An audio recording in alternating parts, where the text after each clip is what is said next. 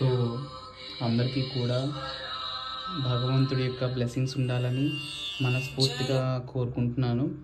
So 86 లక్షల జీవరాశుల్లో so last మనకిచ్చిన జన్మ మనిషి జన్మ. సో ఈ జన్మను వృధా చేసుకోకుండా సో ఈ జన్మని మనం యోగ సాధన ద్వారా, తపో సాధన ద్వారా, దైవ సాధన ద్వారా, ఈ మూడిటి ద్వారా కూడా దేవుణ్ణి చేరుకోవడానికి ఇది ఆఖరి అవకాశం అన్నమాట. ఈ అవకాశం చేజారితే ఏ జన్మ ఎవరికి ఎలా లభిస్తుందో ఎవరికి తెలియదు, మనం ఎక్కడ పుడతామో కూడా తెలియదు.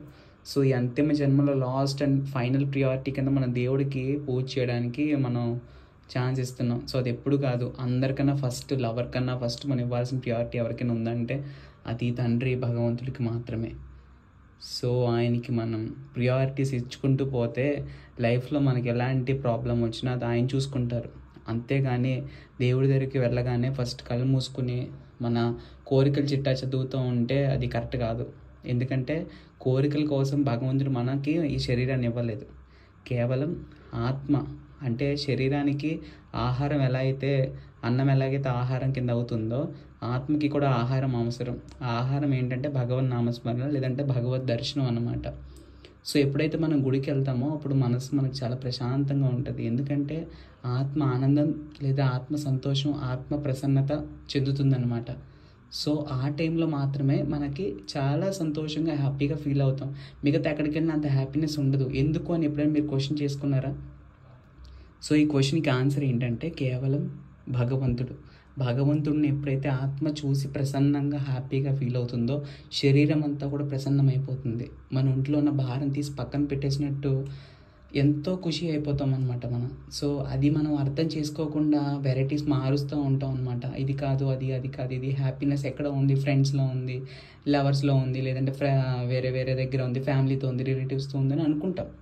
బట్ ఇది కరెక్ట్ కాదనట్లే. బట్ అంతిమమైన ఆనందం ఏదైతే ఉందో, ultimate happiness, it's just N eternal happiness అనమాట. ఈ ఎటర్నల్ హ్యాపీనెస్, శాశ్వత ఆనందం ఎక్కడైనా ఉందంటే భగవంతుడిలో మాత్రమే ఉంది. గుర్తుపెట్టుకోండి, ఎక్కడా లేదు. ఖచ్చితంగా మీకు ఇంకా భగవంతుడికి సంబంధించిన విషయాలు, నా ఛానల్కి సంబంధించి, నా యూట్యూబ్ ఛానల్కి సంబంధించి నేను పెట్టే వీడియోస్ ఎలా ఉంటాయంటే కేవలం దేవుణ్ణి ఎలా చేరుకోవాలి, how to connect with God, ఆ రిలేటివ్లో నేను మీకు వీడియోస్ చేస్తూ ఉంటాను. ఖచ్చితంగా సబ్స్క్రైబ్ చేసుకోండి. మరిన్ని ఇంట్రెస్టింగ్ వీడియోస్ నేను చెప్తూ ఉంటాను. శివ స్పీక్స్ ఛానల్ లింక్ పంపిస్తాను, కింద బయోలో ఉంటుంది. సో దయచేసి ఛానల్ సబ్స్క్రైబ్ చేసుకోండి. మరింత ఇంట్రెస్టింగ్ టాపిక్స్ చెప్తాను. నా టాపిక్ రహస్యాలంటే ఏం పెద్దవి ఏమి ఉండవు. సో దేవుణ్ణి ఏ విధంగా చేరుకోవాలి, మీ ప్రాబ్లమ్ని ఎలా ఆయనకి విన్నవించుకోవాలనే దాని మీదే టాపిక్ అంతా ఉంటుంది. కాబట్టి దయచేసి వీడియో మొత్తం చూడండి, వినండి, సబ్స్క్రైబ్ చేయండి, లైక్ చేయండి. మీ తోటి మిత్రులందరికీ కూడా ఈ వీడియోని సెండ్ చేయండి. Thank you so much. నమస్కారం. శ్రీ గజానన్ మౌర్య.